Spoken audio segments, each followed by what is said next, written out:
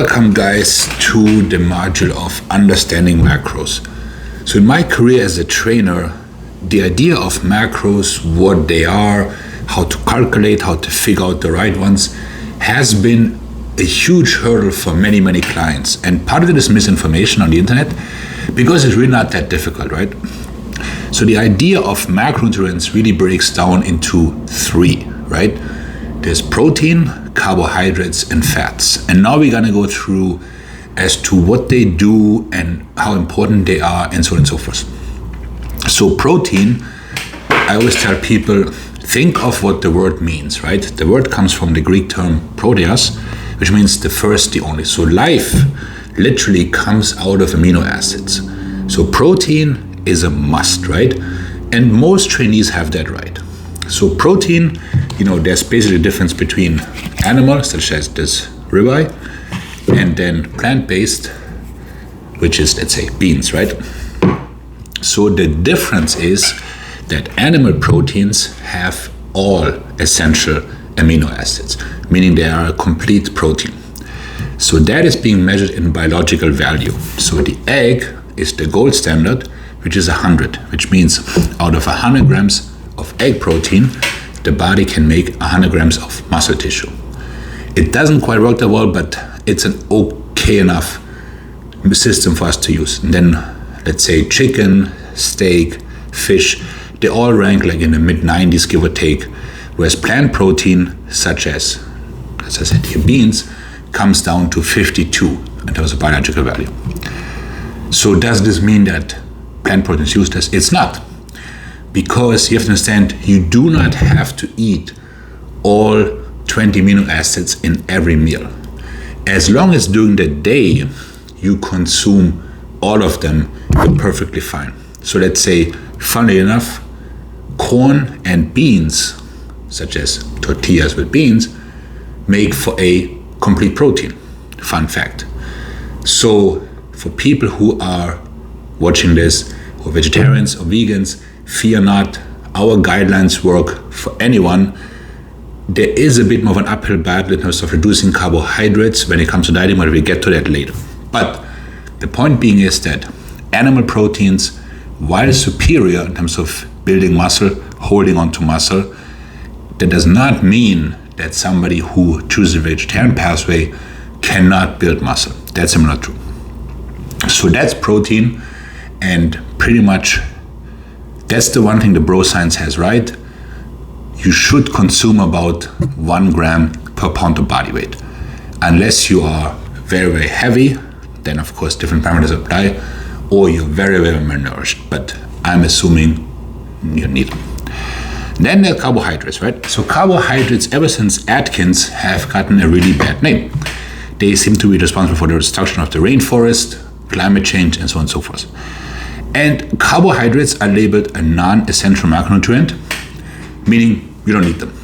And that's like, okay, so they're non-essential in the sense that the body can make glucose out of fat and protein, but non-essential for whom? Why am I saying this? Because carbohydrates do two things really well. They help with performance and with recovery. So somebody who's very sedentary and does nothing probably could get away with consuming very few carbohydrates. But in our case, we were training weights, like let's say 4 times a week or whatever, you need the glycogen for the workout, the performance, and then post-workout as recovery. So I feel that carbohydrates should always be part of a nutritional program. They provide satiety. They push glycogen into the muscle, which means the muscle holds more water, it looks bigger, you have more energy, you get a better pump. And if you have a better pump, the odds are your workout will be better, right? So carbohydrates, in not so many terms, there's the complex. These are actually real Italian pasta. Oh, where'd I get that from? Anyways, so, that's your potatoes, your rice, and so on and so forth. And then there is the simple carbohydrates, such as my beloved gummy bears. Now, I always tell people, life's short. You can keep your carbs 80% complex, 20% simple, like pre and post workout, for instance. Of course, if you get toward a diet stage where your carbohydrate count is very, very low, you probably want to keep all your carbs from complex and build as more satiety. So carbs, while non-essential, should still be consumed by people who exercise because, like I said, performance and recovery. And then there are fats, right? So fats are an essential nutrient. There's no two ways about it. Without fats, you die. They're responsible for nerve tissue, for producing sex hormones, immunity. They're the fuel storage of the body. They are responsible for cushioning your organs, and so on and so forth. So without fats, they can be separated into saturated and non-saturated fats. So non-saturated fats tend to be liquid at room temperature. An exception would be the avocado, whereas saturated fats, they tend to be solid, such as butter. Now, saturated fats also have gotten a bad rap in terms of like clogging up the arteries and all that sort of thing. And that's also not entirely true because you always got to see the greater complex. So if somebody is very sedentary, very obese, then that's probably not a good idea. But somebody who exercises, a certain amount of saturated fats are needed for the production of the sex hormones, for instance, cholesterol, and cell membranes. So again, I would keep like an 80-20 ratio and not be too strict and not be completely avoidant of saturated fats, right? Obviously, if you have a history of high cholesterol, then that's a different story, but I'm not a doctor, I'm just a nutritionist, so I'm just giving you the guidance for how to lose fat most effectively. So Maik, okay, that's great, but what about like fruits, vegetables and stuff? So those I consider free foods, and I know somebody's gonna be like, oh, but XYZ, apples have sugar. Okay, in my entire career, and I've been doing this since 2006, believe it or not, I have never had anybody come to me with a huge gut and say to me, Maik, blueberries. I just can't stop eating blueberries. Never happened, right? So fruits and vegetables, honestly, I don't count them, you know.